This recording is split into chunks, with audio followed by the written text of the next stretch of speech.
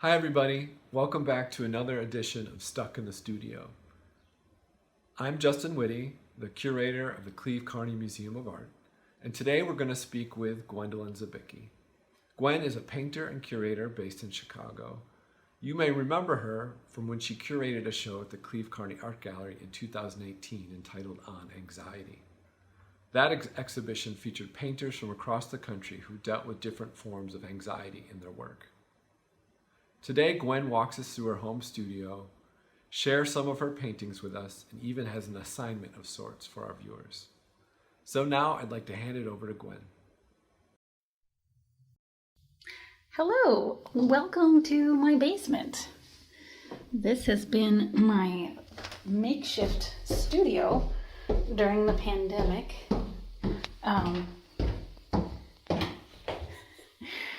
Not the most exciting studio visit, but this is where I've been working. It's not too bad. This is a painting of a fantasy breakfast, a fantasy restaurant breakfast. Seems to be all I can think about right now is food. So my name is Gwendolyn Zabicki. I'm a painter from Chicago. I've been painting for 15, 20 years. I went to the School of the Art Institute of Chicago for my undergraduate degree and the University of Illinois at Chicago for my master's.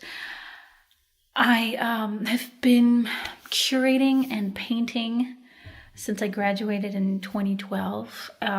I was recently chosen as a New City Breakout Artist of 2020, so that's exciting. But today I want to talk to you about my current paintings, some of my older work, and then finally I have a little painting assignment for you. So I became a mother in 2019, and I was unsure how that would change my life. It changed my relationship to time.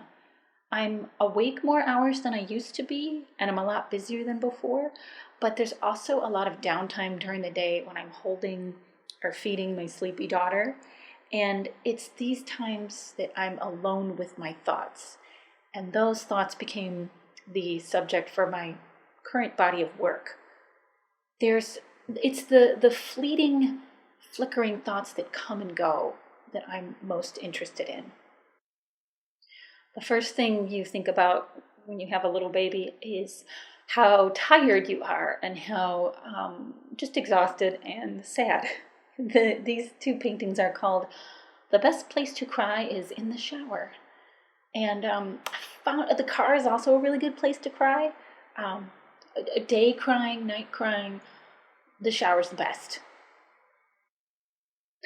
After that, I started thinking about travel and how luxurious my life used to be, how I could just go to art openings whenever I wanted, or sleep in, or read books.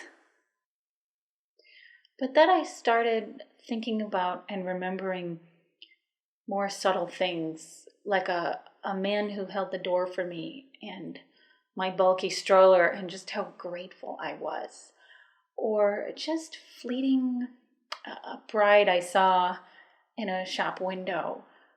These very fleeting moments. It made me think of this quote from Sam Anderson, who said, "How many fleeting associations combine to make up a life? How many rusty pipes do we mistake for owls? A vast majority of our waking hours are filled not with witty jokes or brilliant thoughts or epic feelings, but with tiny private mind motions, thoughts that are hardly even thoughts at all, that don't rise to the level of sharing with another human being.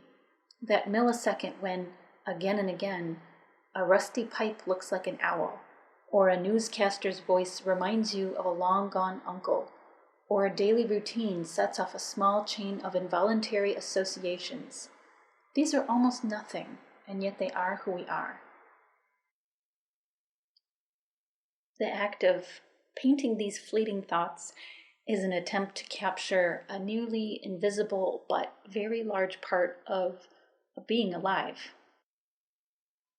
These are some older paintings from 2011 to about 2016. I was working on these at the end of grad school. At the time, I lived in Logan Square, and I would creep around at night and look into people's windows and set up my box easel and make paintings. There is the painting windows is a long, storied trope in painting. In the 19th century, the window came to represent unfulfilled longing because it showed us the very close and the very far away. And I think in the urban landscape, the window is definitely about loneliness. I liked the challenge of painting outside at night. It's hard to see what you're doing. It's you have to rely on certain ways of mixing color that are familiar to you. Sometimes I would take my phone and kind of shine light on my palette to figure out what I was doing. But they usually came out a little differently than I would have expected they would. When I got them back inside, I was usually a little bit surprised. And I thought that was a good thing. So for your assignment, what I would like you to do is to go outside and take a walk at night. I don't want you to go and set up your easel or take photos because you might get in trouble. But go outside and just look. Just look and see what people are watching on TV. What weird art they have in the windows that you could see. Any interesting architectural details. Maybe it was somebody's birthday and there's a balloon in the window. Who knows? You might see people working or sleeping. But I want you to go out and take mental notes and then come back inside and create your own window painting. And you can put whatever you want in there. It's easy enough to put a window around anything, but yeah, reject your first couple ideas and put something in that window that is unexpected, that maybe you wouldn't expect to see. That's all I've got for you. Thank you for listening to me, and good luck and stay safe.